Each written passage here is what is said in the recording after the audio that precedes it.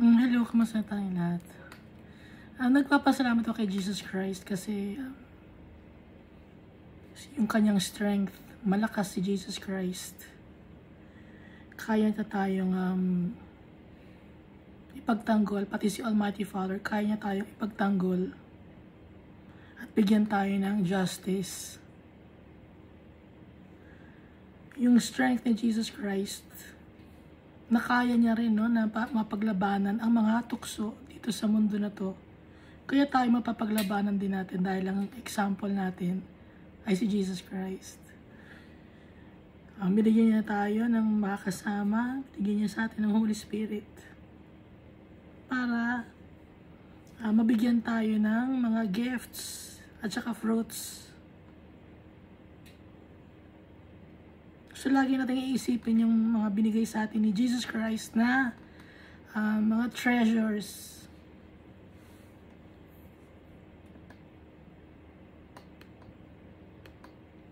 Alam naman natin, di ba, kung ano yung mga treasures? Yung binabanggit dito sa Bible na treasure, hindi to yung material treasures, no? Or yung material things dito sa mundo na to, kundi yung tunay na treasure na yung nasa heaven. So, yung treasure na binigay sa atin ni Jesus Christ, yung Almighty Father, ilagay natin sa puso natin, i-practice natin. Dahil ito, magiging daladala nating treasure na to ay matadala natin in heaven. Last time, ang binasa natin is Matthew chapter 21. So, dito binanggit dito na si Jesus ay pumasok ng Jerusalem as king. Sumakay siya sa colt. Tapos yung mga tao, tinanggal nila yung cloak nila, yung covering nila pag giniginaw sila o malikab o kumainit, at inilagay nila yun sa kalye para daanan ni Jesus. At kumuha rin sila ng twigs or branches. So, hindi dahon ang kinuha nila, no? Twigs or branches. Yun ang kinuha nila. At nung time na yun, ang mga puno ay fig tree, sycamore tree, cedar tree, at meron ding palm dates tree. Walang binanggit kung anong branches ng tree ang kinuha ng mga tao. Pero ikinuha ng mga tao yung branches or twigs kasi dito sa Greek, no? Greek version, nasa Greek version ng Bible. Imbis na branches na nakalagay, twigs. So, ang Matthew sinulat in Hebrew. Tapos, yung Mark, Luke, and John, according sa mga tao, sinulat in Greek. Pero si John, di ba? Yung si John the Evangelist, nagsasalita siya ng Aramaic. Yun ang salita rin ni Jesus, Aramaic. Pati si Matthew. Pero since kalat yung salita na Greek nung panahon na yon, so marunong din sila ng konting Greek. Hindi pa kalat nun yung salitang Latin, in Latin, no? Hindi kalat. So, Greek and Aramaic. Ang nagpakalat lang naman ng Latin ay ang Roman Empire. So, dito rin makikita rin sa Matthew kasi wala ito sa Mark, no? Sa Matthew chapter 21 verse 44, anyone who falls on this stone will be broken to pieces. Anyone on whom it falls will be crushed. Na makikita sa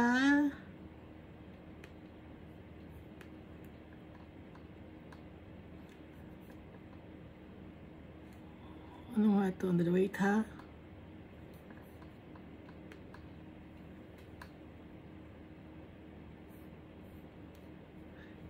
Sa ibang version, wala kasi ito sa sa Mark, Luke, and John.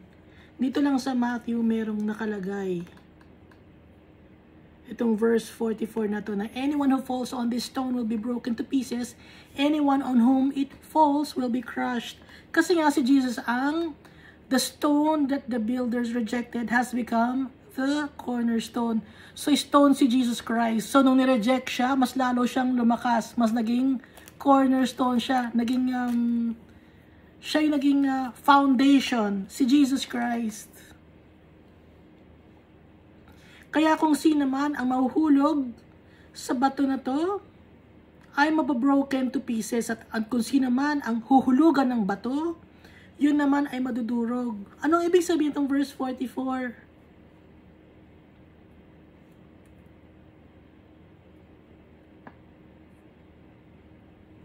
Yung anyone who falls on this stone will be broken to pieces. Ito yung mga taong magtitiwala kay Jesus. Di ba pag ang bato nahulog sa isang bato, ang bato nahulog sa isang bato, yung rough edges ng bato, natatanggal yon. Yung nahulog na bato, pag nahulog siya sa malaking bato, natatanggal yung kanyang rough edges. Nagiging smooth siya. So, ganun tayo, as followers of Christ, tayo yung nahulog sa bato. Kasi si Jesus ang ating bato. At dahil sa we will be broken into pieces, maghihingi tayo ng tawad kay Jesus Christ. Nababago tayo.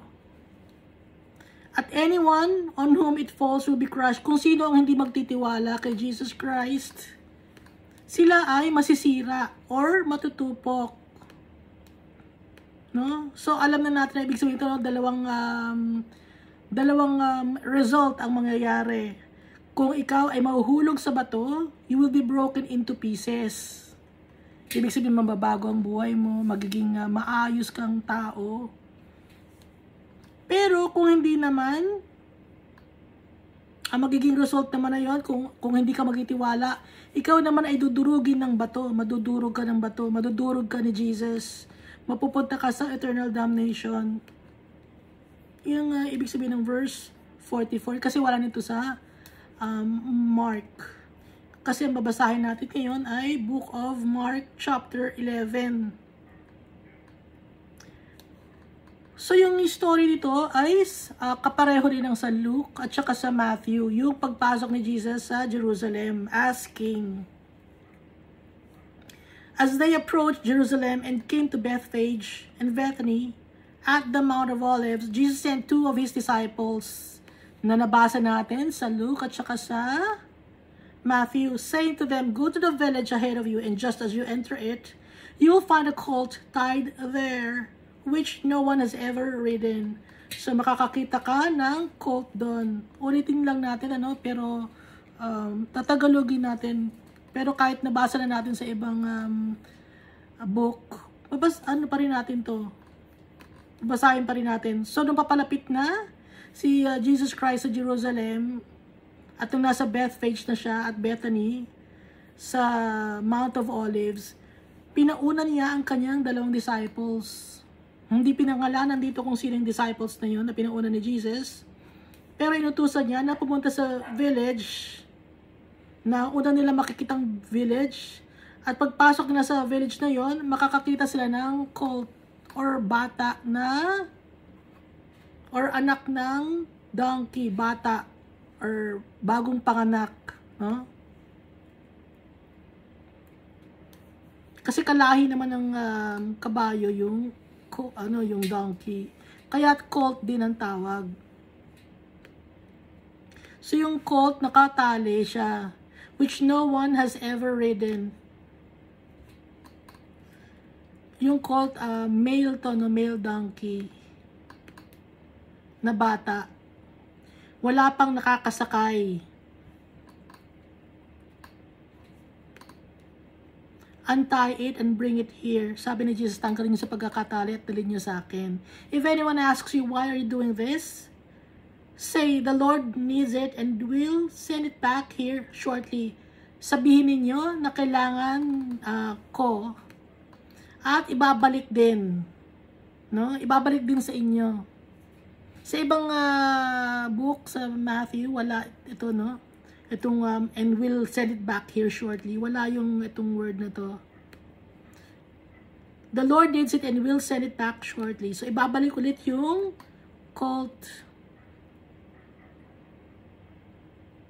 They went and found a colt outside in the street, tied at a doorway. As they untied it, some people standing there asked, "What are you doing untying that colt?" So, ganun nga ang nangyari, no? Alam ni Jesus.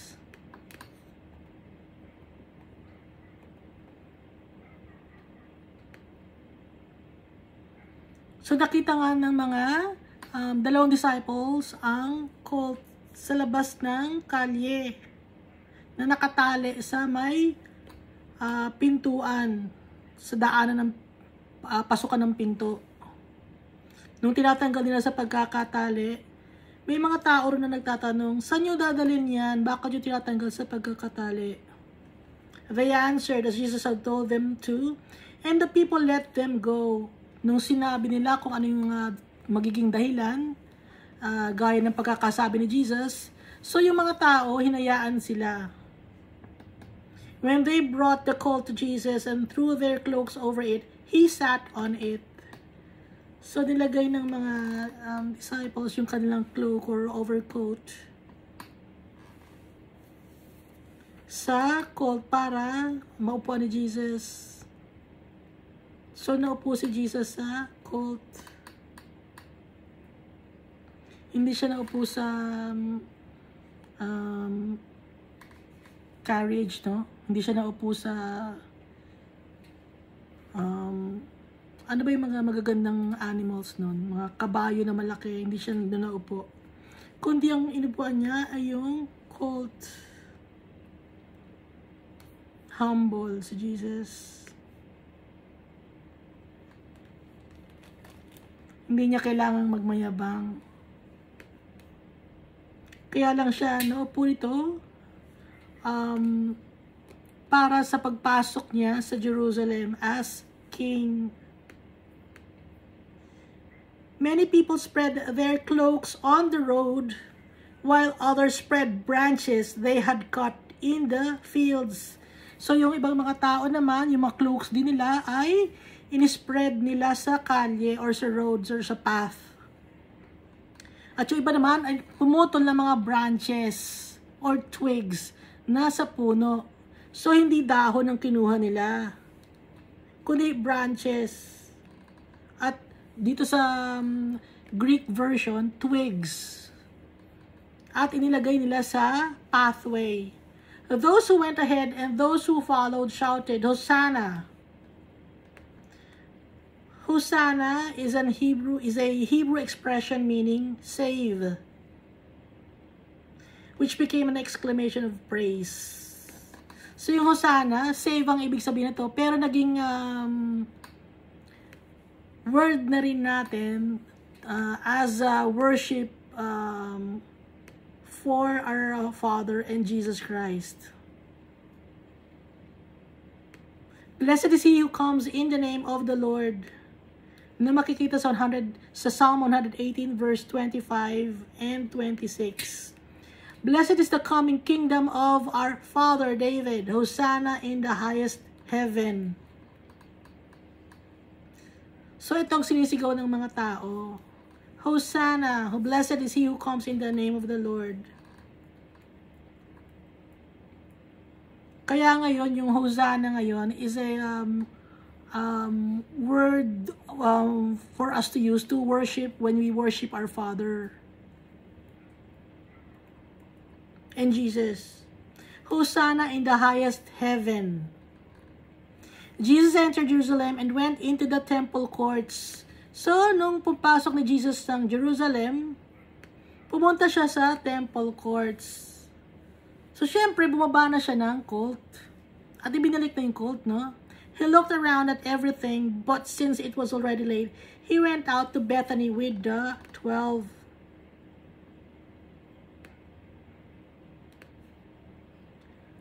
Dito, hindi binanggit na nilinis niya yung temple courts. Ang binanggit lang dito ni Mark ay tumingin lang si Jesus kung maayos ang temple courts.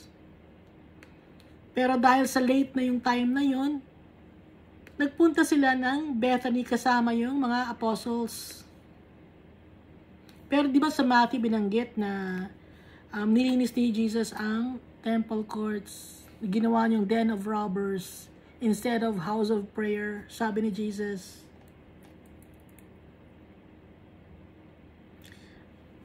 The next day, as they were leaving Bethany, so kinabukasan, paalis na sila ng Bethany, Jesus was hungry. So gutom si Jesus.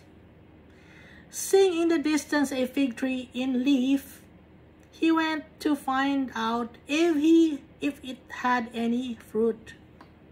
So gusto ni Jesus makita kung may fruit yung fig tree. Kasi gutom si Jesus. Pero alam naman natin na si Jesus kahit gutom siya, tinitiis niya. Hindi siya yung pag gutom, galit siya, hindi ganon. Patient nga si Jesus eh. At saka nagfa-fasting siya lagi. When he reached it, yung puno, maghanap siya ng fruit, no? He found nothing but leaves. Wala siyang nakita kundi mga dahon lang. Yung fig tree, walang fruit. Because it was not the season for figs. Kasi hindi naman yun ang panahon para mamunga ang fig tree. Then he said to the tree, may no one ever eat fruit from you again. And his disciples heard him say it. Wala nang makakakuha ng fruit sa'yo kahit kailan. Sabi ni Jesus. So, nung time na to, hindi naintindihan ng mga disciples, no? Kasi alam naman nila na hindi naman si Jesus laging gutom or gusto niya laging kumain. Hindi siya ganun.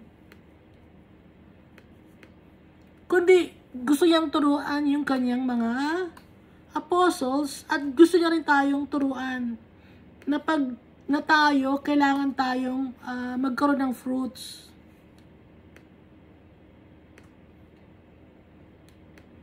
Walang panahon na kasi dito hindi pa kasi panahon ng fig tree na mamunga, no.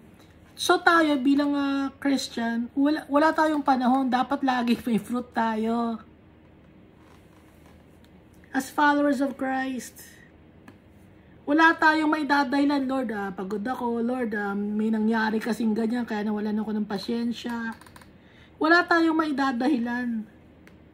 Kaya kailangan lagi tayong may fruits. Ano ba yung fruit? Ibabanggitin na naman natin. Dapat lagi tayo may pagmamahal. May joy, peace, forbearance, kindness, goodness, faithfulness, gentleness, and self-control. Walang tamang panahon to or in season na kung may self-control ako sa panahon ngayon. Hindi ganun. Dapat lagi tayo na merong fruits of the Holy Spirit. Yun ang gusto ni Jesus, na maging kagaya niya tayo.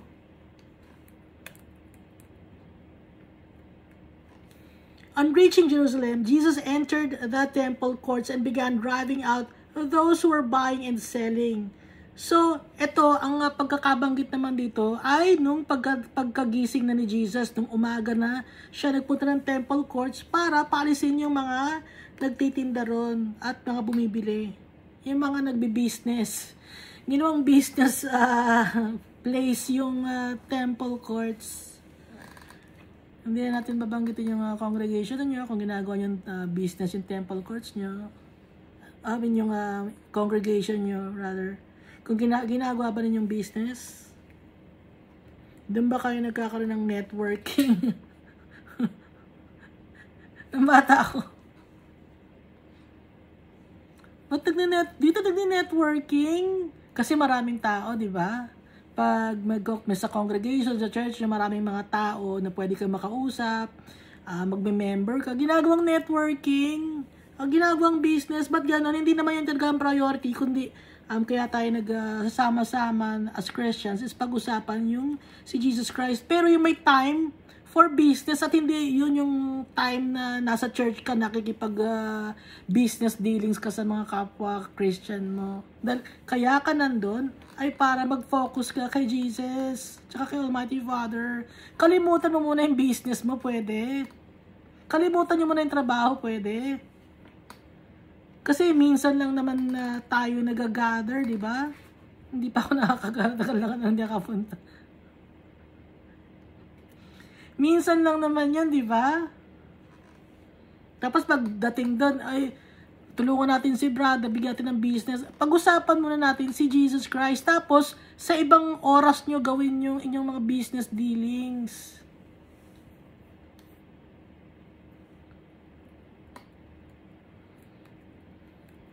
Doon pa kayo may nagbebenta. May naniningil, habang ano.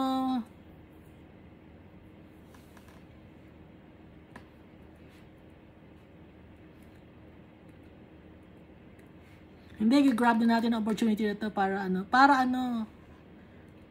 para kumita. Kaya nga tayo nandun, nag-gather, magfo-focus tayo kay Jesus Christ, yung turo niya. Yun ang priority dapat natin. Ngayon, yung tungkol sa business, yung pagkakakitaan, yung magbebentahan kayo ng mga kung ano-ano. Ibang gawin niya, ibang panahon pwede. Kasi isang beses lang yun ginagawa, diba, sa isang linggo.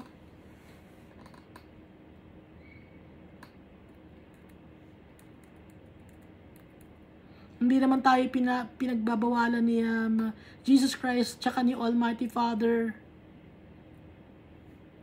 Kundi, konting panahon lang yun. Ilang oras lang ba yun? 2 oras lang? 3 oras? Tapos pakikipag kung ano na nang gagawin mo.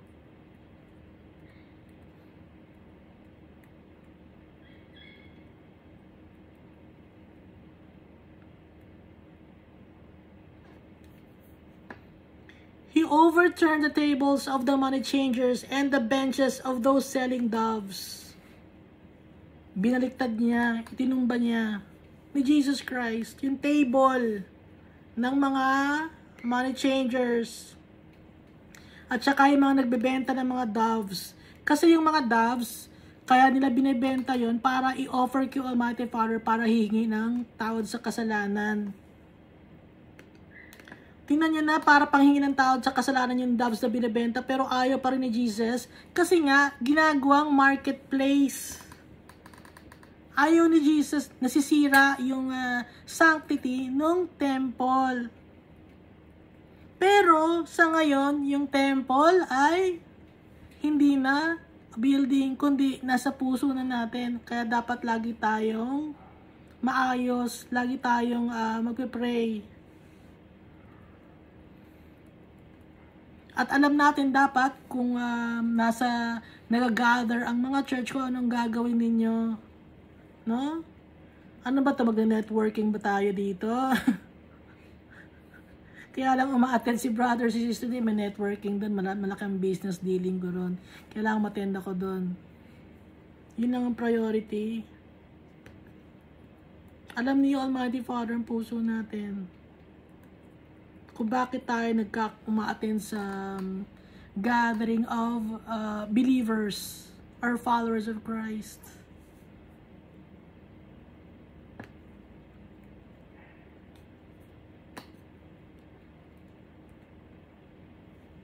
And would not allow anyone to carry merchandise through the temple courts.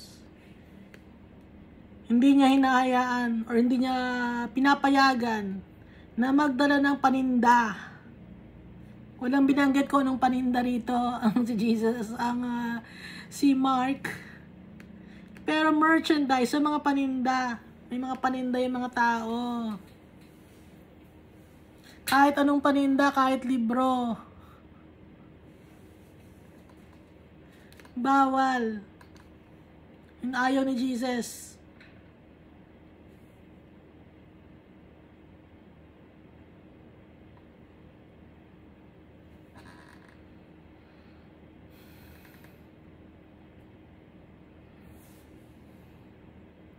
Meron pa, no? Dati kasi may bilihan ng pagkain.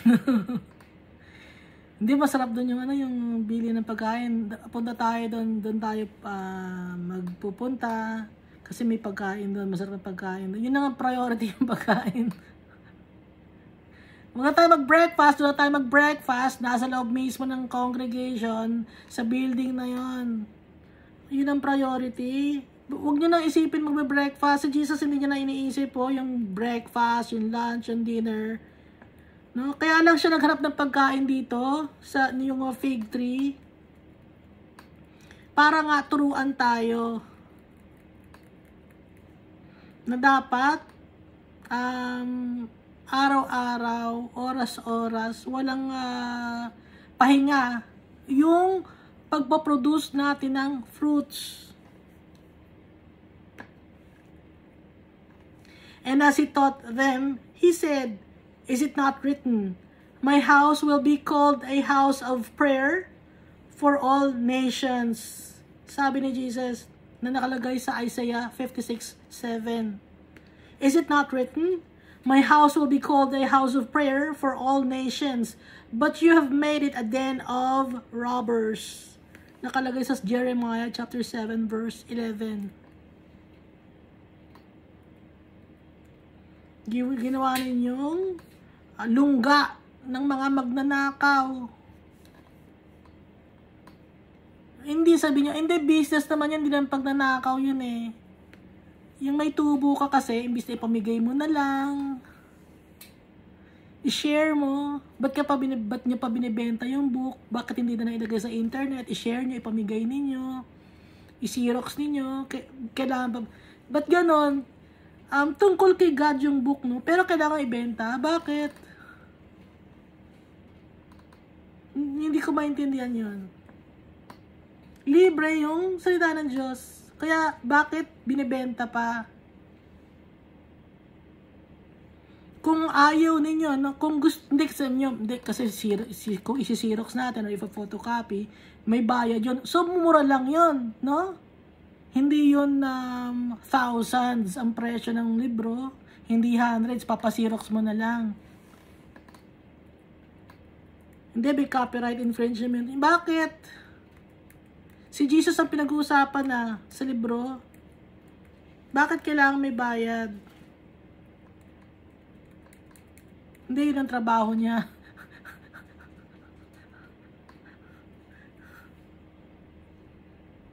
So, pinagkakakitaan si Jesus Christ.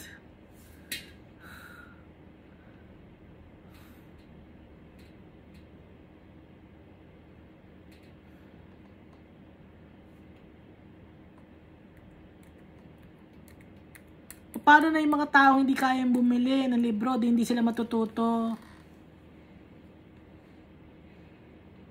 May kasi ako nakikita ay, ang ganda ng libro nito, kaso hindi ko, mahal naman ito, paano ko hindi ako matututo nito? Buti na lang may internet. Hindi na natin kailangan bumili ng libro.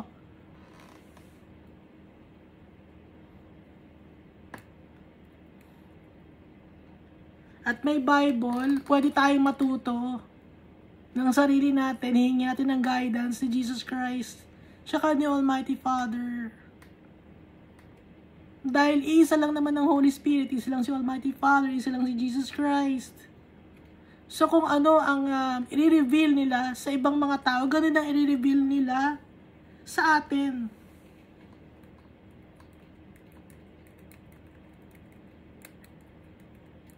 Kung gusto nating makilala yung tatay natin, tayo mismo ang hahanap sa kanya. Kikilalanin natin siya, magbabasa tayo ng Bible.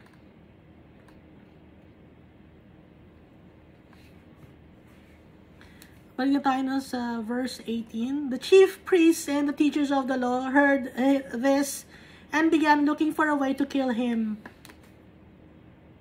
So, galit ang mga chief priests, saka yung mga teachers of the law, kasi yung temple courts, pinaalis ni Jesus yung mga nagbebenta, yung mga namimili. Kaya, naghanap sila ng paraan para ipapatay si Jesus or patayin. For they feared him because the whole crowd was amazed at his teaching. At maliban doon, takot din sila, no?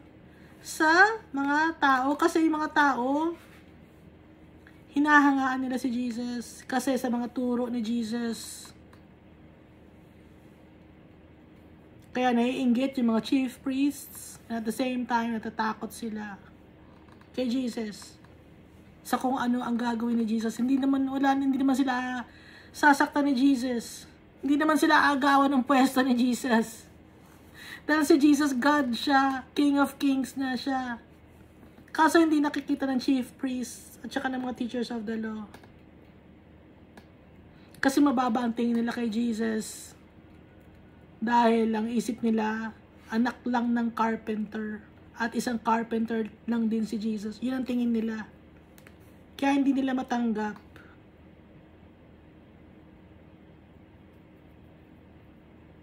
Ang ina-expect nila na king, yung mga chief priests tsaka yung teachers of the law, is yung kingly, yung darating na maganda, na may corona, na may dala-dalang mga soldiers, na may dalang sword. Yun ang ina-expect kasi ng mga Jew na king. Pero si Jesus, carpenter.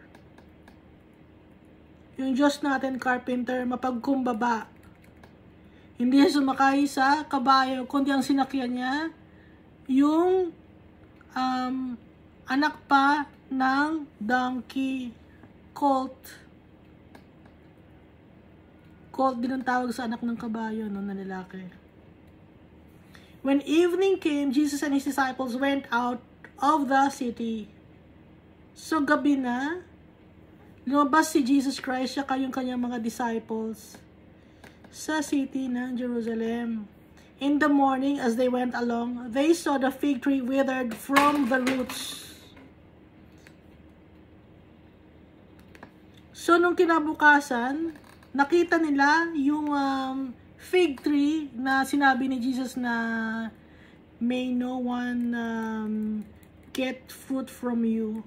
So nag-wither yun. May no one ever eat fruit from you again. So yung same tree na yun, nung makita nila, kinaumagahan, na-wither na natuyo. Pati yung ugat tuyo na din. Hindi na mapapakinabangan. So tayo, tinuturuan tayo dito ni Jesus na tayo kailangan nating mamunga, kailangan nating magkaroon ng fruits. Kasi si Jesus, mabilis siyang mag-judge, no? Kaya niyang gawin lahat. Pero dahil mahal tayo ng Almighty Father, hindi agad-agad ginagawa ni Jesus na i-judge tayo. Ginawang sample lang niya yung fig tree na pag hindi tayo naging obedient sa tatay natin, mawi-wither tayo. Anong magandang gawin sa withered fig tree? Maging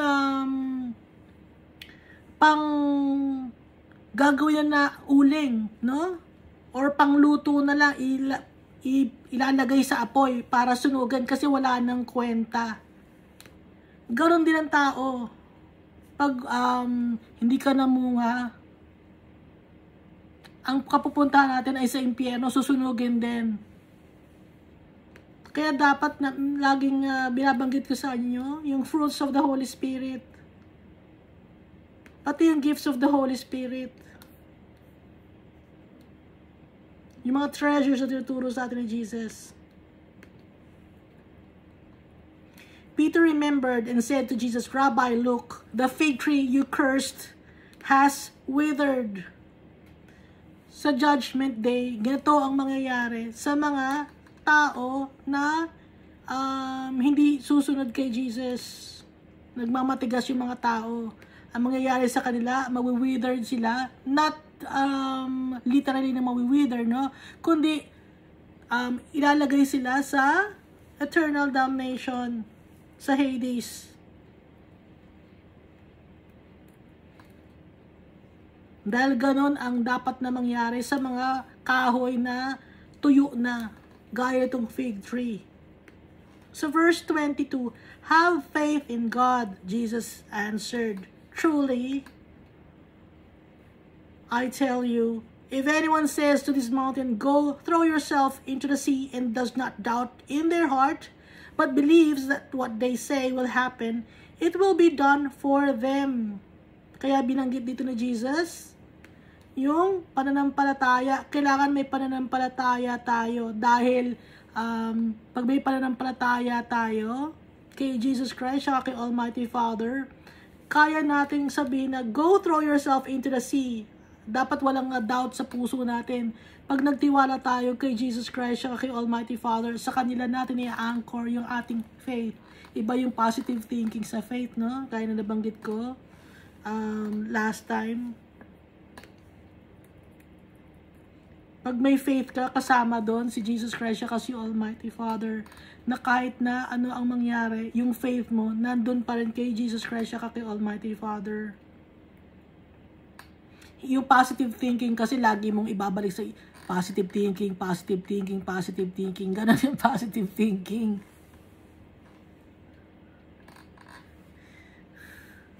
Example, yayaman ako, kahit anong mangyari, yayaman ako, kahit na makapanakita ko ng tao, yayaman ako. Ganon yun, no? Yung positive thinking. Basta yayaman ako kahit anong mangyari. Ito namang faith, hindi ganon ang faith. Pag may faith ka, bibigay mo kay Almighty Father tsaka kay Jesus Christ. No? Doon natin i-anchor, ididikit yung ating pananampalataya sa tatay natin tsaka kay Jesus Christ. Dahil alam natin na makapangyarihan si Jesus Christ tsaka si Almighty Father. At ang Holy Spirit. Therefore, I tell you, whatever you ask for in prayer, kaya dinukto ni Jesus, no? Kaya kung mananalangin tayo, kahit anong ipanalangin natin kay Almighty Father tsaka kay Jesus, believe that you have received it. Maniwala tayo na matatanggap natin. And it will be yours. At ito ay matatanggap natin pag naniwala tayo na magpe-pray tayo sa tatay natin at saka kay Jesus Christ. Na ibibigay ni Almighty Father at saka ni Jesus Christ yung mga pangangailangan natin. Pero dapat yung mga, pag may faith ka kasi, positive lahat. Hindi yung hindi mo hihingin yung mga bagay na mga masasama or ikakasama mo or ikakasama ng ibang tao. Puro mga good things ang ibibigay sa atin ng tatay natin tsaka ni Jesus Christ.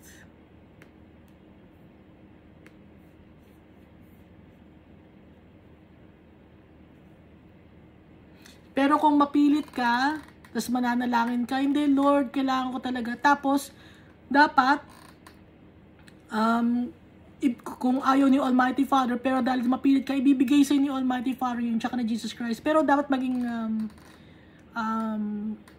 aware ka, or alert ka sa magiging repercussions ng pinagpe-pray mo.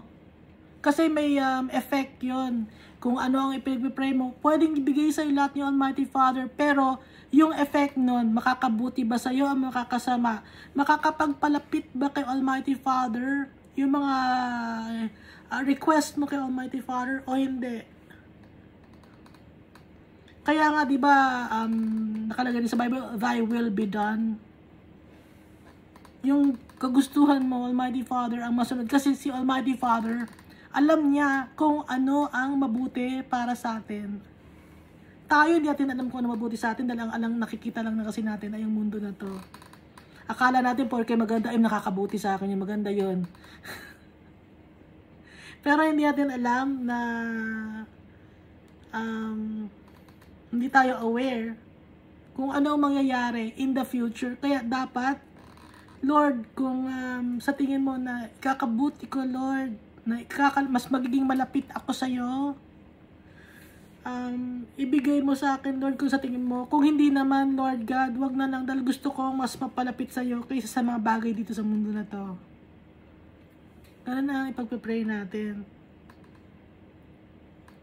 Mas matuwa-tuwa sa atin si Almighty Father pag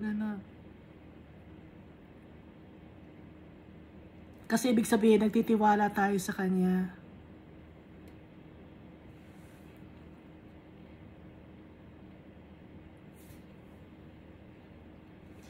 Idulugtong dito na Jesus, no? And when you stand praying, if you hold anything against anyone, forgive them, so that your Father in heaven may forgive you your sins.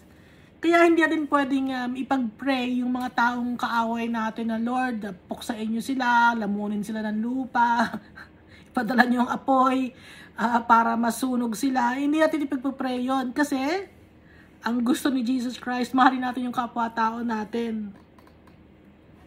Kaya sinabi dito ni Jesus, kung mag-pray ka, kung may galit ka sa kapwa-tao mo or anything against your brethren, forgive them. Patawarin mo sila para nang sa ganun, si Almighty Father ay mapapataw din tayo sa ating mga kasalanan. Walang limit yun, ano? Halimbawa, naka 7 times ng kasalanan si brother sa akin, tsaka si sister. Hindi ko napapatawarin yan, Lord. Ay, anong gusto mo ba? Ikaw rin, marami ako rin, marami rin akong kasalanan kay Jesus, no? Hanggang 7 times lang ba ako papatawarin ni Jesus? So, hindi. Kaya kahit nagkasala yung brothers and sisters mo sa'yo, kahit gano'ng kadami yung kasalanan nila, papatawarin mo sila kasi tayo rin, makasalanan din tayo. Marami rin tayong kasalanan sa tatay natin. At papatawarin tayo ng tatay natin.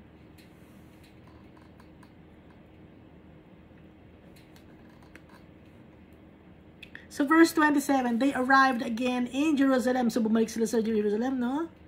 And while Jesus was walking in the temple courts, the chief priests, the teachers of the law, and the elders came to him. So lumapit kay Jesus yung chief priests, yung teachers of the law, yung mga scribes, tsaka yung mga elders. No? So mga nasa mataas na pwesto ng lipunan itong mga to. Lumapit sila kay Jesus Christ nung naglalakad si Jesus Christ sa temple courts. By what authority are you doing this? Sino nagbigay sa ng authority para gawin mo ang mga bagay na to? Na naglalakad ka sa temple courts, pinapaalis mo yung mga nagbebenta, na nagtuturo ka sa temple. Ano ang authority meron ka? Sino nagbigay sa'yo ng authority? Kasi nga nainggit sa kanya ang mga nasa mataas na antas ng lipunan, yung mga teachers of the law, elders and chief priests, mga Pharisees and Sadducees. And they ask, who gave you authority to do this? Anong authority meron ka? Sino ka ba? Yun ang unang tanong. At sino ba ang nag-uutos sa'yo para gawin ang mga bagay na to? Kasi nga, ang alam nila si Jesus Christ ay carpenter. Hindi maganda yung damit ni Jesus Christ. Simple lang na ang damit ni Jesus Christ. Hindi kagaya ng mga elders, mga teachers of the law. Magaganda yung mga damit nila, yung mga tela ng mga damit nila. Si Jesus Christ, simple lang.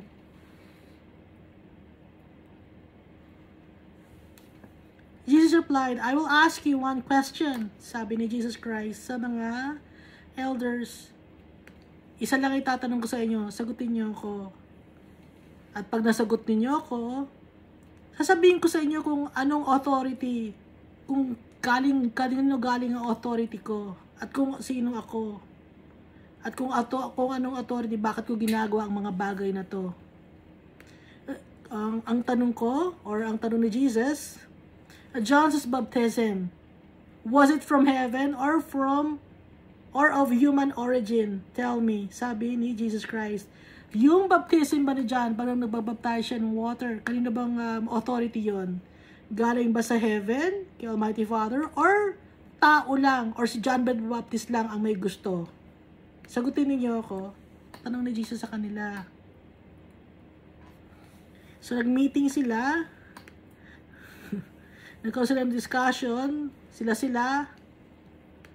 Nagbubulungan sila. Paano yun? Okay? Nagbubulungan sila. Ang sabi nila, they discussed it among themselves and said, if we say from heaven, he will ask, then why didn't you believe him?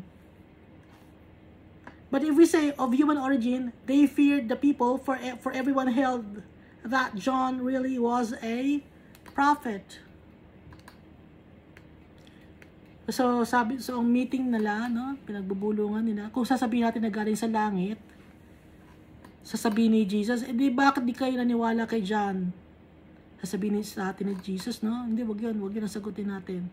Pero kung sasabihin naman natin ng human origin,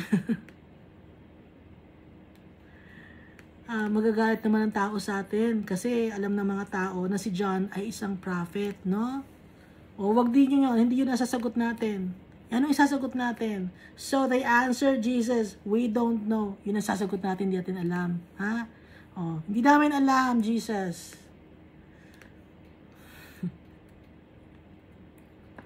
Si John, prophet siya, no? Pero si John mismo, hindi niya sinasabi na prophet siya.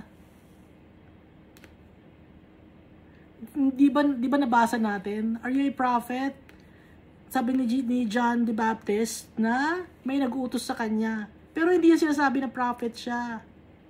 Pero yung mga tao, tingin kay John ay prophet, at si Jesus Christ, ang tingin din niya kay John ay prophet din.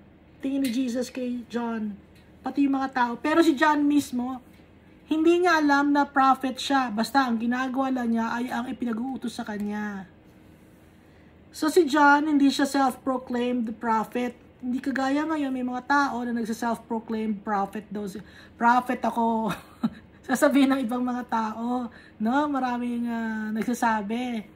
Pero si John mismo, na totoong prophet, hindi niya sinasabi sa mga tao na prophet siya. Nakikita niyo ba yung difference ng totoong prophet sa kung nagkukunyaring prophet lang? Kasi marami ngayon na nagkukunyari. Mga false prophets, false teachers.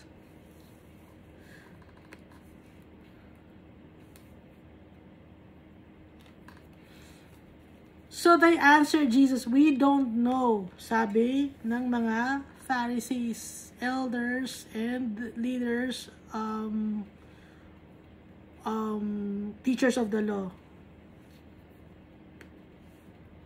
Jesus said, neither will I tell you by what authority I am doing this. Hindi ko rin sasabihin sa inyo kung kaninang authority ko nakuha para magturo ako sa mga tao, para maggamot. At hindi ko sasabihin sa inyo kung ano ang authority meron ako. Alam na ni Jesus lahat ng mga conversations na nangyayari kay Jesus. Alam na niya yung mga mangyayari. No? Alam ni Jesus lahat. Kaya nga 'di ba si Peter, una pa lang no, nung kahit hindi pa dinay-deny ni Peter si Jesus Christ, tinatawag na niyang Peter, si Peter, na talaga naman pangalan ay Simon. Kasi nga minamotivate niya si Peter dahil alam niya si Peter. Kilala niya. Kaya nga 'di ba si Judas, alam din niya na si Judas ang magbe-betray sa kanya, una pa lang, alam na niya. So, yung mga pinili niya ng mga apostles, alam na niya agad yung mga ugali, yung mga katangian. Kilala ng Jesus Christ lahat ng mga tao, yung ugali ng tao, pag nakita niya. Ganun ka-powerful si Jesus Christ. Dahil siya ay God na nagkatawang tao, anak ni Almighty Father. Kaya nga, di ba sabi ni Jesus, the Father and I are one. Iisa kami. Pareho kami. Si Almighty Father at ako. Sabi ni Jesus. So kung si Almighty Father ay powerful, so si Jesus Christ ay powerful din. Kung si Almighty Father ay God, si Jesus Christ ay God din. Kasi iisa sila. Since the beginning of the world, since this world was created, buhay na si Jesus Christ. Kasama na siya ni Almighty Father.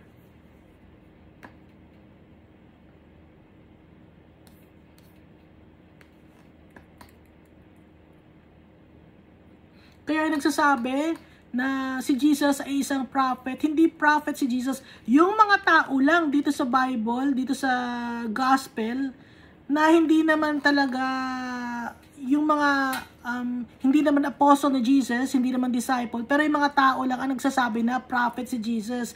Kasi kakaiba yung ginagawa ni Jesus. Pero sa pagiging pag sinasabing prophet si Jesus, may mga prophet ba na nakagawa na nakabuhay ng patay, na nakapagpagaling na may sakit, na nakapagpakain ng madaming tao, na napapawither niya ang fig tree? Walang prophet na gano'n. Si Jesus Christ lang lahat na nabuhay after 3 days. Si Jesus Christ lang. So, hindi prophet si Jesus Christ. He is God. Like the Almighty Father.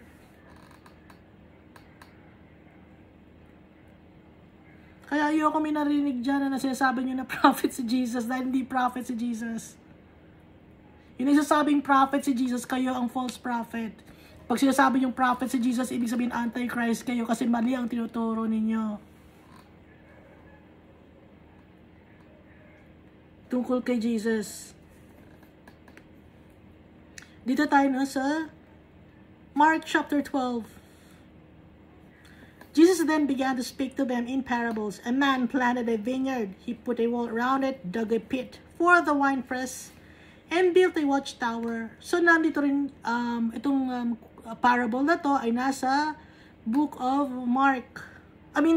book of Matthew. Itong parable na to. So, nandito rin sa book of Mark. So, merong isang lalaking mayaman, no, na nagtanim siya ng vineyard. Nilagyan niya ng wall, yung kanyang vineyard, dinevelop niya, no? Yung vineyard niya, pinaganda niya, naghukay siya ng butas para sa wine press, at gumawa rin siya ng watchtower para sa kanyang vineyard. Excuse me. Then he rented the vineyard to some farmers. Pinaupan niya ang kanyang vineyard sa mga farmers. So ito ay si Almighty Father. Yung vineyard, itong mundo. Inaayos niya itong mundo. Siya nag-create ng mundo na to. Ito ang ibig sabihin nito. Tapos, then he rented the vineyard to some farmers. Ito yung mga Jew. And moved to another place. So, nag-move siya sa another place. Hindi siya nakatira sa earth, kundi sa heaven siya nakatira. Si Almighty Father, footstool lang niya tong earth. At harvest time, he sent a servant to the tenants to collect from them some of the fruit of the vineyard. So, nung harvest time na, kailangan nang mag-harvest. So, meron siyang parte sa harvest. So, pinadala niya yung kanyang servant. So, yung mga servant na to, yung kanyang mga prophets. No? Prophets ng Almighty Father.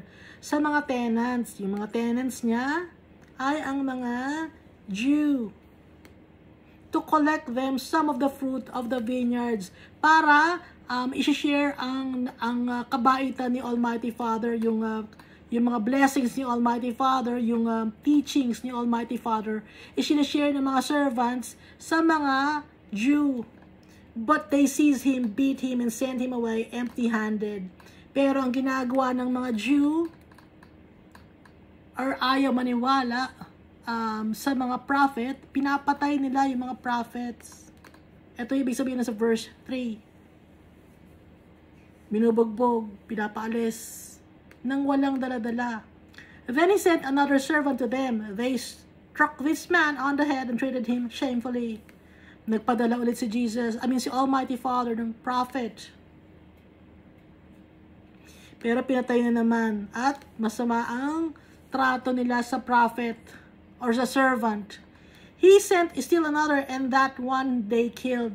Nagpadala uli ng isa pang prophet or servant, si Almighty Father. Pero ang ginawa nila ng mga Jew, ng mga ayaw maniwala at gustong manatili sa kasalanan, pinatay nila yung prophet. He sent many others, some of them they beat, others they killed.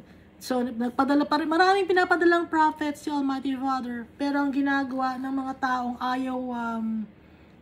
ayaw nilang magbago, ayaw nilang sundin ang ipinagutos ni Almighty Father. Pinapatay nila yung mga prophets, hindi na pinapansin, binabaliwala nila.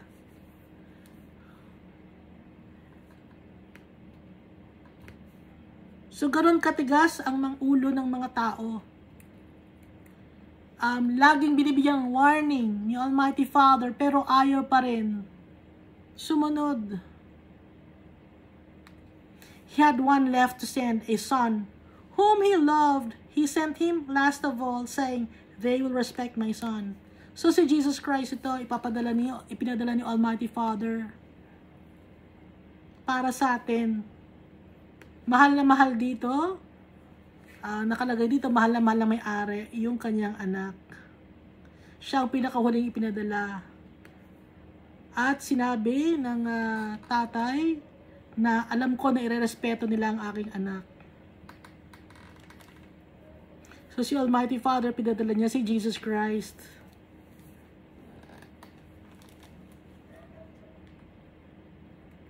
But the tenants said to one another, this is the heir. Come, let's kill him, and the inheritance will be ours. Ito yung anak ko. Patayin natin. Sabi ng mga tenants or sabi ng mga taong ayaw sundin ang si Almighty Father. Gusto pa rin manatili sa kasalanan. Patayin natin ang kanyang anak. Sabi ng mga tenants or ng mga taong ayaw sundin si Almighty Father. Kunin natin ang kanyang inheritance para itong lupa na to sa atin na to. So ang earth na to, sa atin na to, tayo mamumuno dito sa earth na to. Sa lupa na to, tayo mamumuno. Hindi natin papansinin yung kanyang anak, papatayin natin. So ganoon nga ginawa natin, pinatayin natin si Jesus. Dahil sa mga kasalanan natin. So they took him and killed him and threw him out of the vineyard. So ganoon nga ang ginawa. Pinatay, at itinapon sa labas ng vineyard. So si Jesus Christ, outside of Jerusalem siya, pinatay. Sa labas ng city siya, na-crucify. What then will the owner of the vineyard do? He will come and kill those tenants and give the vineyard to others. Haven't you read this passage of scripture?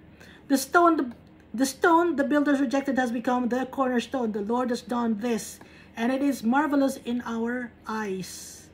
Psalm 118 verse 22 and 23. So ano ang gagawin ng may-ari ng vineyard? Papatayin niya yung mga tao. Yung mga tenants niya, ng wicked tenants niya. At ibibigay niya yung vineyard sa iba. Yung pagbibigyan niya ng vineyard, yun yung mga sumusunod kay Almighty Father. Yun ang bibigyan ni Almighty Father ng inheritance. Yung mga nagiging obedient kay Almighty Father. Haven't you read this passage of scripture? The stone the builders rejected has become the cornerstone. So si Jesus Christ ito. Yung stone, si Jesus Christ. Hindi to si Peter, si Jesus Christ to. Siya yung stone na nung dinireject, mas naging powerful, naging cornerstone. The Lord has done this, and it is marvelous in our eyes. So prophecy to ni David, nakasulat sa Psalms. Then the chief priests, the teachers of the law, and the elders looked for a way to arrest him because they knew he had spoken the parable against them. But they were afraid of the crowd, so they left him and went away. So yung chief priest, alam niya na siya ang pinatutungkulan ni Jesus Christ sa parable. Yung teachers of the law, yung mga elders. Kaya nagagalit sila kay Jesus. Naghahanap sila ng way or paraan para arestuhin si Jesus. Kasi nga, nasaktan sila sa sinabi ni Jesus. Sila pa ang nasaktan sa sinabi ni Jesus. Sila pa nga ang ng aaway kay Jesus, sila pa ang nasaktan, sila pang nagalit. Pero takot sila sa crowd, so they left him and went away. Takot sila sa mga tao na baka dumugin sila. At saka, hindi pa kasi ito yung time para hulihin si Jesus Christ. May tamang panahon, no? So ito, kaya hindi nila mahuli-huli kasi hindi pa inaalaw ni Almighty Father na hulihin nila si Jesus Christ. Later they sent some of the Pharisees and Herodians to Jesus to catch him in his words. Hindi mapakali ang mga Pharisees, ang mga elders and teachers of the law. Nagpadala na naman sila ng kanilang mga kakampi, mga Pharisees, at yung mga Herodians. Herodians, tagasunod ni Herod Antipas, or Herod the Tetrarch.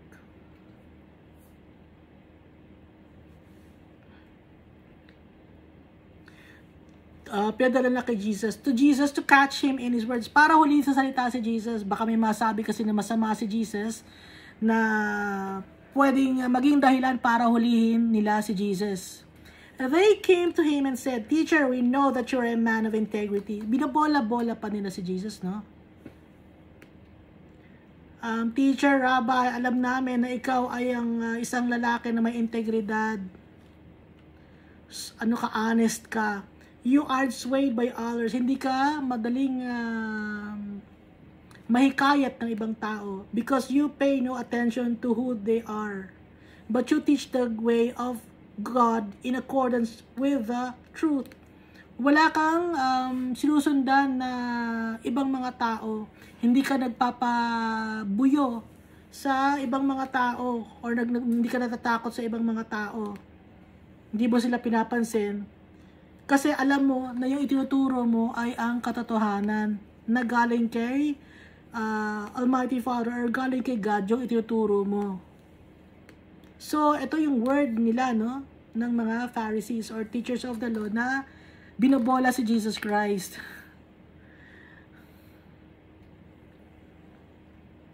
Akala nila mamamanipulate nila si Jesus Christ.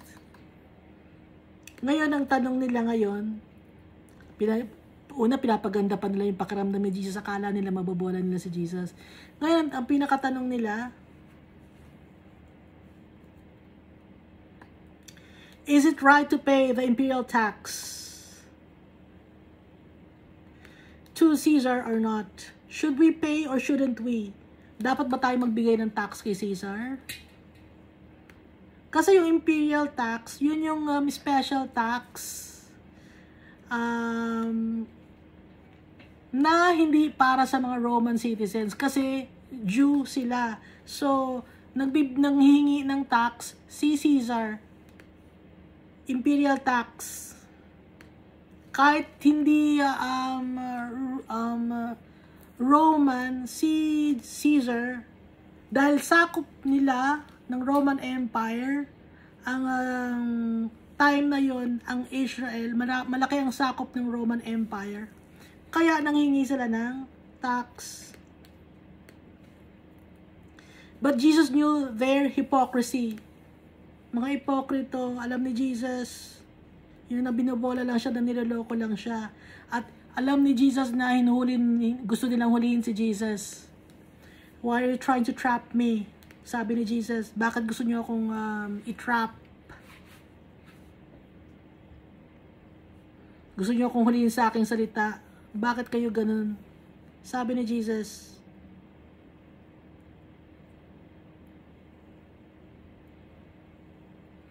Bakit niyo ako inaantay na magsalita ng masama?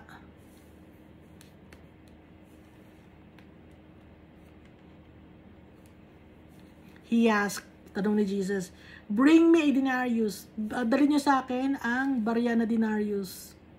Kasi yung denarius na bilog siya, gawa siya sa silver at sa iba pang alloy. So alam naman natin ng silver galing sa ginto na hinahaluan ng mercury para maging silver. At kaya bilog siya kasi tinitimbang nila yon. Tapos malleable kasi yon. Kinakwento ko pa. Malleable kasi yung ginto at para tumigas ng konti, hinahaluan ng mercury. Tapos, ang nangyayari ngayon, nagiging silver kasi nawawala yung, humihiwala yung pagka-yellow, no? So, tas tinatatakan nyo ng mukha ni Caesar. So, yun ang pera. Bilog. Kaya nagiging bilog kasi pag tinatak, bilog yung pantatak. Kaya nagiging bilog. Kaya yung pag New Year, nagsasalit kayo ng bilog. Puro barya ang gusto nyo pala. Kasi dapat, di ba, pag pera, rectangle. Sa barya ang bang naging human tradition, no? Pero yung denaries kasi, bilog siya. Yung mga pera noong time na yon. Hanggang ngayon, di ba, may bilog na pera? Naging tradition na yun na maging bilog ang pera. Kasi nga, noong time na yon, tinitimbang nila yung barya, yung silver, tapos tinatatakan. Pagtatak nila nagiging bilog. And let me look at it. Tingnan natin ang denarius, yung barya. Dali nyo sa akin. They brought the coin and he asked them, whose image is this and whose inscription? Sinong mukha ang nandito sa barya na to? May barya ba ako dito? Sino ba to? Hindi ko nakilala to ah. Si Jose Rizal ba to?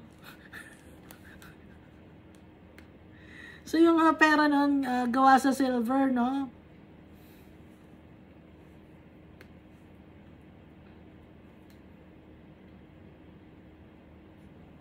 So kaninong image ang nandito, sabi ni Jesus? At ano ang nakalagay na sulat? Caesar's, sagot nila. They replied.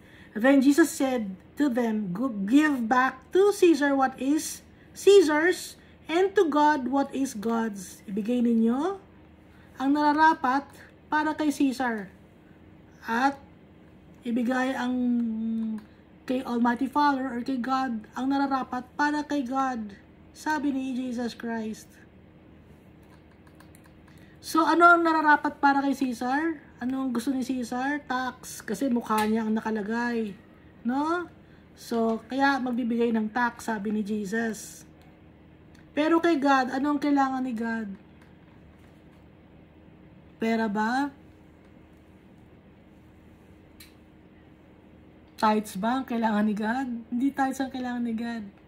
Anong nakalagay kay God? At saan si God nasa atin? Si God nasa puso natin. So tayo mismo ang kailangan ni God, ng tatay natin, tayo mismo, hindi kailangan ni God ng pera. Hindi kailangan ni Almighty Father ng material things. Walang kailangan si Almighty Father sa atin, kundi tayo mismo, dahil anak niya tayo.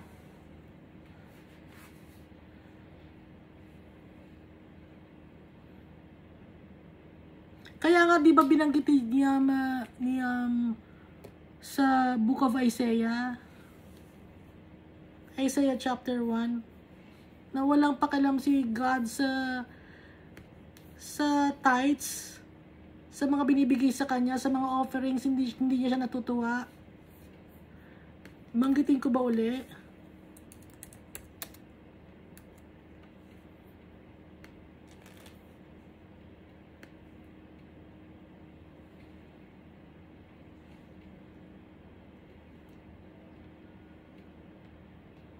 Nandito sa Isaiah yun eh, chapter 1.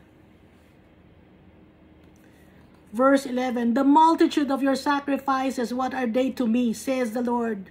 I have more than enough of burnt offerings of rams and the fat of fattened animals. I have no pleasure in the blood of bulls and lambs and goats.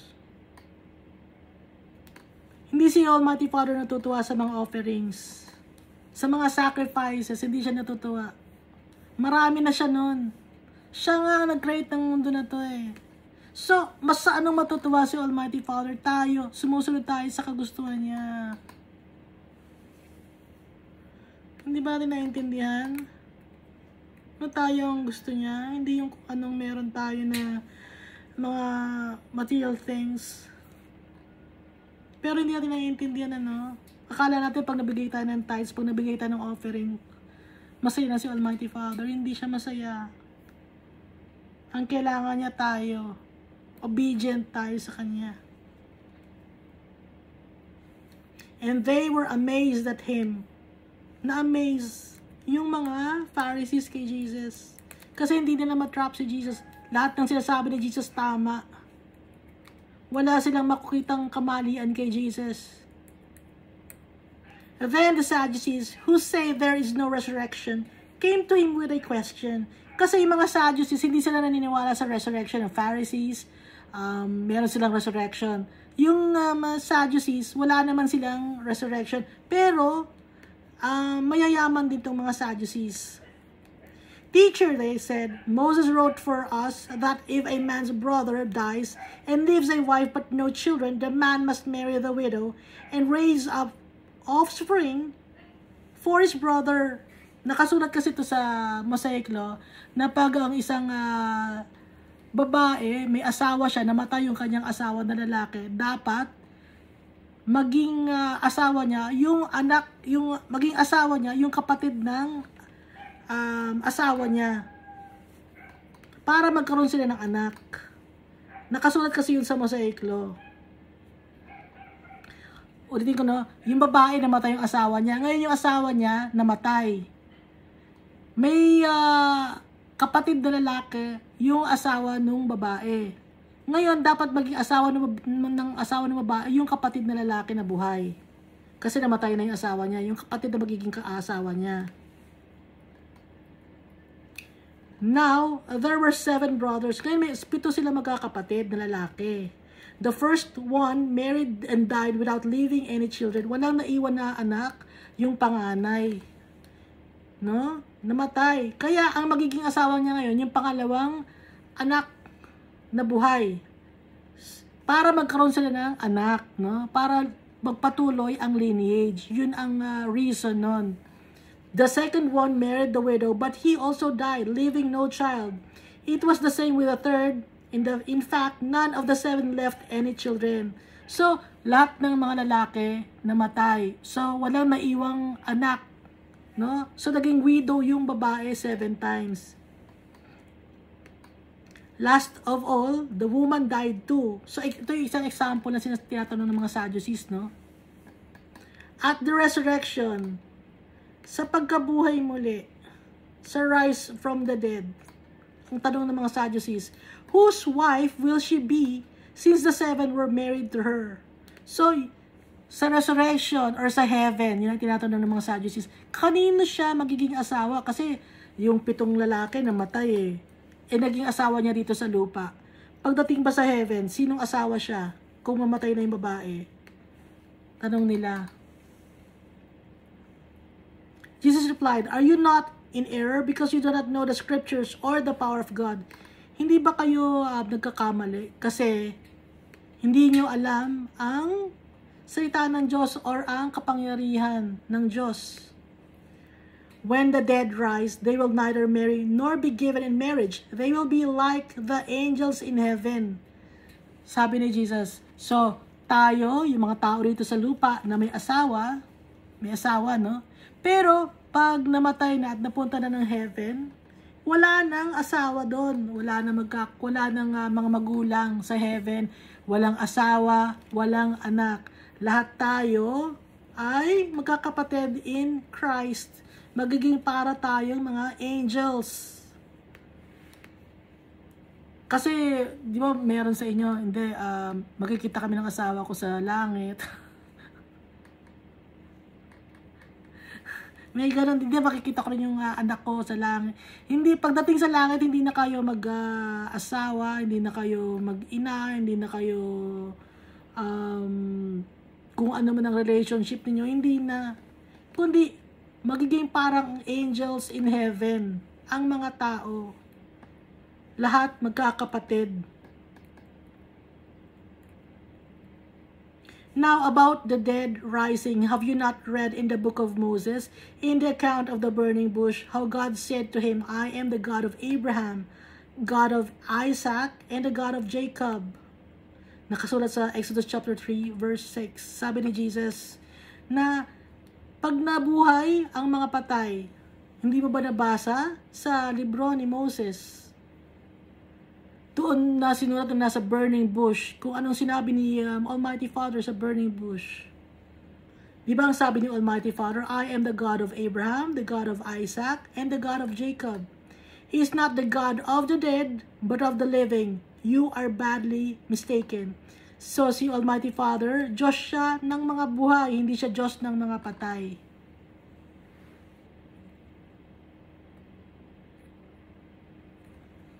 Yun ang sabi ni Jesus Christ. So buhay si Almighty Father, si Jesus Christ buhay din. So ang Diyos natin, buhay siya.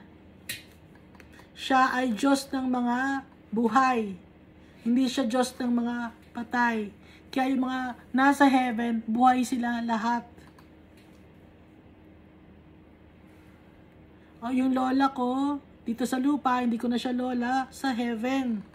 Kasi para na silang mga angels, si mga kamag-anak natin na nasa heaven. At walang aso sa heaven. Di ba nga nakalagay sa Book of Revelation, yung mga dogs nasa labas. Hindi sila makakapasok kasi yung dogs kino-considered as unclean.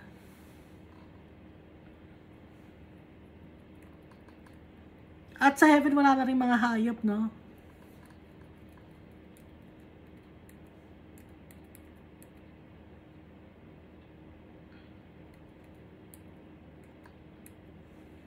Dito tayo sa verse 28. One of the teachers of the law came and heard them debating. Isa sa mga scribes or teachers of the law ang nakakadinig sa kanila.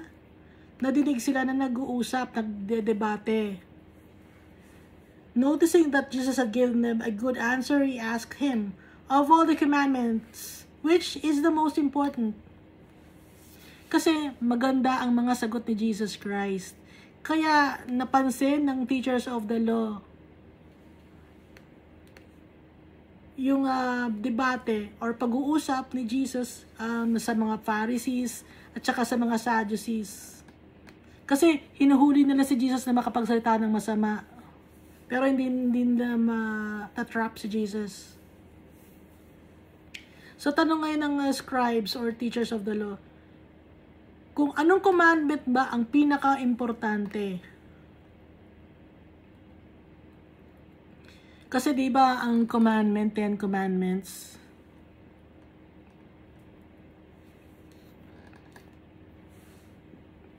so verse 29, the most important one, answered Jesus, is this: Hear, O Israel, the Lord our God, the Lord is one. Love the Lord your God with all your heart, and with all your soul, and with all your mind, and with all your strength. Nakasulat din sa Deuteronomy chapter 6, verse 4 and 5. The second is this: love your neighbor as yourself. Nakasulat sa Leviticus chapter 19, verse 18. Si Jesus nagsabi na to, there is no commandment greater than this. So yung dalawang commandment na to, naging compact na lang. Yung love your, honor your father and mother, nakasulat na to sa love your neighbor. Pero yung pagmamahal kay Almighty Father, nakahiwalay yon. Isa, pagmamahal kay Almighty Father, at ang isa ay pagmamahal sa kapwa-tao. Yun ang compact na summary ng 10 commandments. Kasi kung mahal natin si Almighty Father, hindi tayo magbabow down sa mga idols. Kung mahal natin yung kapwa-tao natin, hindi tayo magko-commit ng adultery. Hindi tayo magnanasa ng pag-aari ng ibang mga tao kung mahal natin ang kapwa-tao natin. Kaya summary itong love God with all your heart, with all your soul, with your mind and might. At saka love your neighbor as yourself. Summary ng 10 commandments. There is no commandment greater than this, sabi ni Jesus. Well said, teacher, the man replied. Magaling ang sinabi mo, teacher. Sabi ng lalaki, "You are right in saying that God is one and there is no other but Him." Tama ka sa sinabi mo. Naiisa lang ang Diyos at wala nang iba pa. Alam na natin, iisa lang ang Diyos, yung Almighty Father. Pero, I and the Father are one. Sabi ni Jesus Christ, di ba na nabasa natin? So, si Jesus Christ ay God din. To love, pero, nirerespeto masyado ni Jesus Christ, yung Almighty Father, at mahal na mahal niya. To love Him with all your heart, with all your understanding, and with all your strength, and to love your neighbor as yourself is more important than all burnt offerings and sacrifices.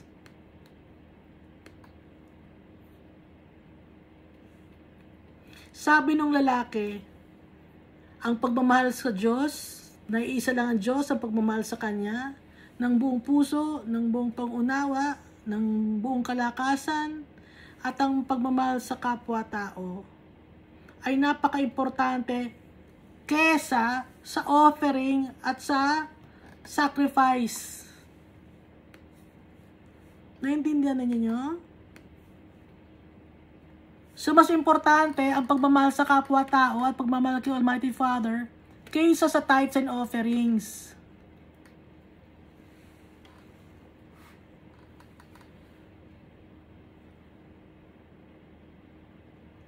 Kasi, pag nag-share ka ng blessings mo, resulta lang yon ng pagmamahal mo sa kapwa-tao mo at yung Almighty Father. Resulta lang yon. Okay?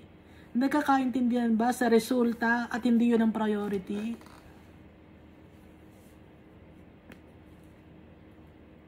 Epekto lang, yung pag nag-share ka ng blessings mo, epekto lang yon ng pagmamahal mo kay Almighty Father at saka kay Jesus Christ.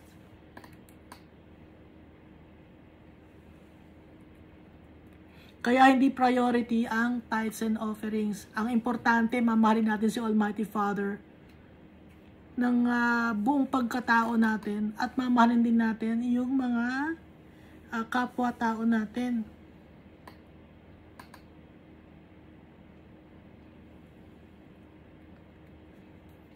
When Jesus saw that he had answered wisely, he said to him, "You are not far from the kingdom of God."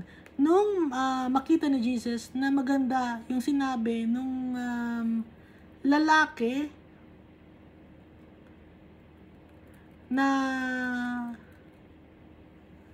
isa sa mga teachers of the law, maganda yung kanyang pagkakasabi, natuwa si Jesus Christ. Sabi ni Jesus Christ sa kanya, hindi ka malayo sa kaharian ng Diyos. And from then on, no one dared ask him any more questions. At simula nun, wala na nagtanong kay Jesus ng kung ano man mga tanong pa. Kasi nakita nila napaka-wise ni Jesus Christ. Full of wisdom and understanding. Kaya sinabi ni Jesus sa tao, sa one of the teachers of the law, hindi ka malayo sa kaharian ng Diyos. Ibig sabihin may chance yung lalaki na maging followers of Christ. May chance kung talagang magiging pag-aaralan niya ang mga salita ng Diyos. While Jesus was teaching in the temple courts, he asked, "Why do the teachers of the law say that the Messiah is the son of David?" So, nagtuturo na si Jesus sa temple courts. Tinanong niya ngayon, bakit sinasabi ng mga teachers of the law or ng mga scribes na yung Messiah or Savior ay anak ni David? David himself, speaking by the Holy Spirit, declared, "The Lord said to my Lord, sit at my right hand until I put your enemies under your feet." Nakasulat sa Psalm 110 verse 1. David himself calls him Lord. How then can he be his son? The large crowd listened to him with delight. Walang nakasagot sa tanong ni Jesus Christ.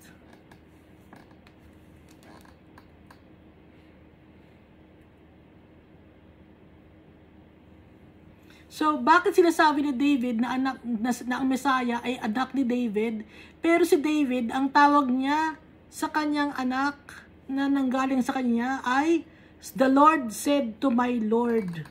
Bakit Lord ang tawag niya? Di ba manggagaling siya sa lineage ni David? Yun ang ibig sabihin nun. How then can he be his son? How then can he be son? Paano siya ngayon magiging anak ni David kung ang tawag niya sa anak niya ay Lord? So, walang nakapagsagot nun. At natutuwa sa kanya ang mga tao. As he taught, Jesus said, "Watch out for the teachers of the law. They like to walk around in flowing robes and be greeted with respect in the marketplaces." Habang nagtuturo si Jesus, sabi ni Jesus, mag-ingat kayo sa mga nagtuturo ng law or scribes, mga attorney, mga lawyer. Gusto nilang maglakad na magaganda ang kanilang mga damit at irespeto ng mga tao at batiin ng mga tao sa public places. Gusto nila ng accolades at gusto nila ng mga gagandang damit and have the most important seats in the synagogues and places of honor at the banquets. Gusto nila na lagi silang nangunguna, binibigyan sila ng importansya. Mag-ingat kayo, sabi ni Jesus, sa mga lawyers, sa mga attorney, dahil prideful sila. Yun ang ibig sabihin dito ni Jesus Christ. Gusto nila lagi ng respetuhin sila, batiin sila ng mga tao, bigyan sila ng importansya. They devour widows' houses and for a show make lengthy prayers. Nagpupunta sila sa mga bahay ng mga balo, mga babaeng wala ng asawa. At gumagawa sila ng show. Nagdadasal sila ng mga mahahaba. Nagpapakitang tao lang sila. Hipokrito sila. These men will be punished most severely. Itong mga ganitong klaseng tao, ang malaki ang kaparusang naghihintay sa kanila. Sabi ni Jesus Christ.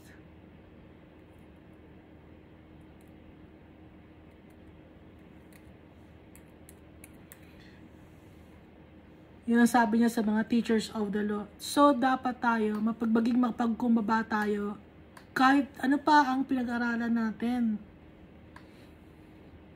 Kahit sino pa tayo sa lipunan. Dahil yung hari ng mga hari, yung ating Savior, yung ating Redeemer, mapagkumbaba. Siya ang ating gagayahin. Mapagmahal siya. Tinuturuan tayo ni Jesus Christ. Bago man lang siya, dito sa Bible, bago man lang siya bumalik in heaven, itinuturo na niya lahat. Yung treasure, yung mga words of wisdom niya, treasure to yung mga tinuturo ni Jesus Christ. So, itong mga treasure to, itong dadalhin natin at ipapractice natin araw-araw.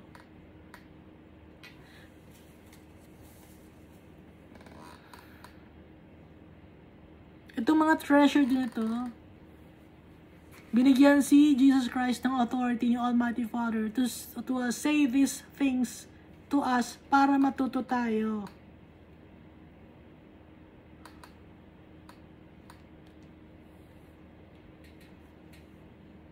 Para maging karapat-dapat tayo sa presensya ni Almighty Father. Para maging perfect tayo kagaya ni Jesus Christ. Para pagdating in heaven, alam na natin, kilala natin ang tatay natin, kilala natin si Jesus Christ. Hindi tayo ma-i-deny ni Jesus Christ siya ni Almighty Father.